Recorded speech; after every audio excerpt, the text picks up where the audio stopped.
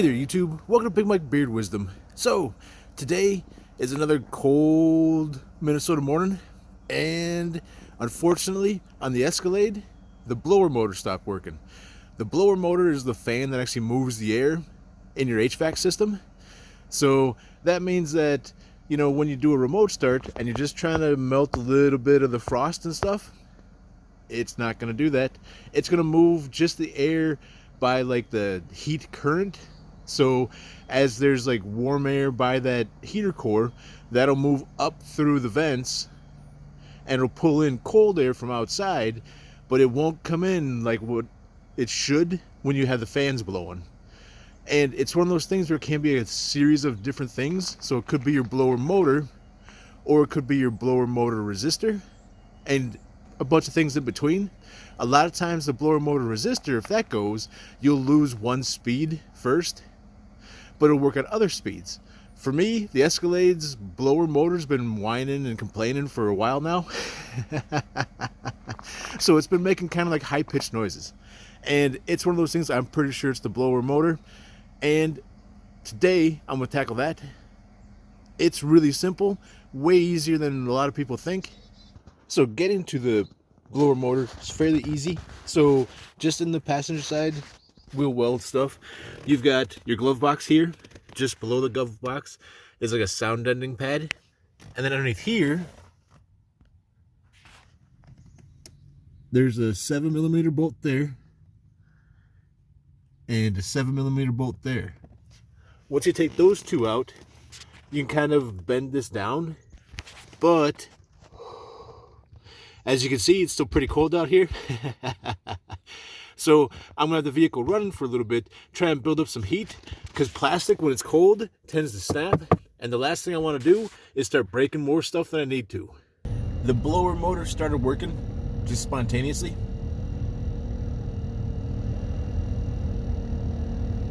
But you can kind of hear how it's ranging up and down a little bit.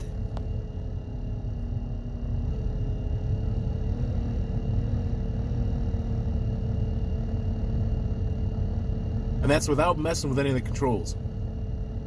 So, seeing as that blower motor kind of came on and was like warming up everything, I set it to floor. That way it blew air out those ducts there.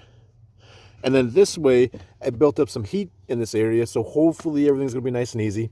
These are the 7mm bolts and stuff you take out, so you can kind of see they're a bit of a self-tapping screw to them. Then the blower motor is just right there. And then to remove this, you've got this little tab up there. So up in here, we'll pull this down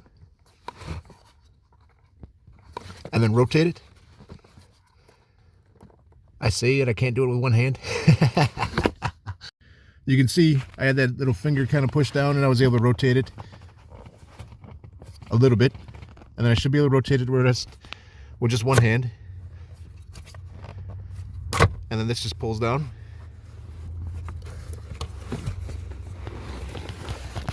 So pretty simple to get to, really easy to kind of like, dismiss this and be like, I'll get to it when I get to it. So, quick look at it, you got, I don't see any outward signs of like damage or melting and stuff like that. One of the big things to always look for is where your connector goes, and make sure that your connector isn't burned out. You can definitely see the dust in here.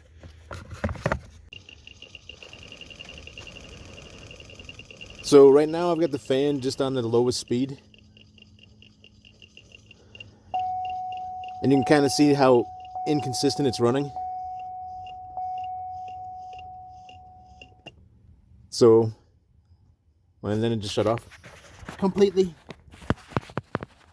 Then real quick I'll bump the speed up. Well, that's all the way to max. That's all the way off. Try it again. Try bump.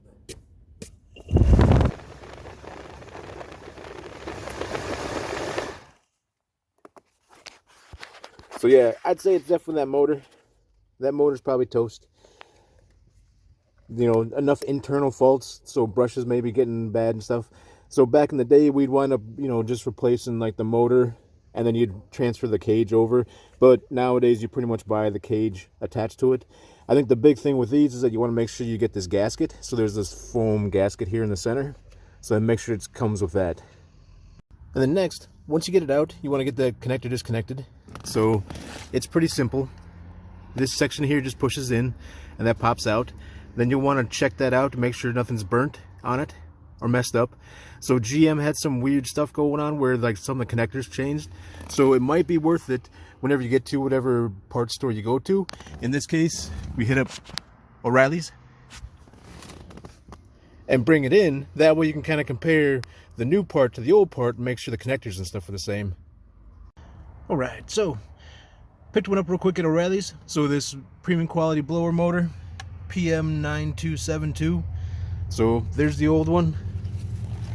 There's the new one. Everything plugged in just like it should. Similar style housing and stuff. Blower, actual like cage and stuff like that's just a touch different. But what you want to do is go ahead and have that finger pointed towards the back, so towards the firewall, so front of the vehicle and stuff. Then just slip it in there, put it up, and then turn it righty-tighty, lefty-loosey. That way that finger right here jumps back in between those other two fingers up in the housing. So just like that, I've got the new one up and in place. Finger snapped in where it should be. We should be good to go. So there's the blower motor running at full speed.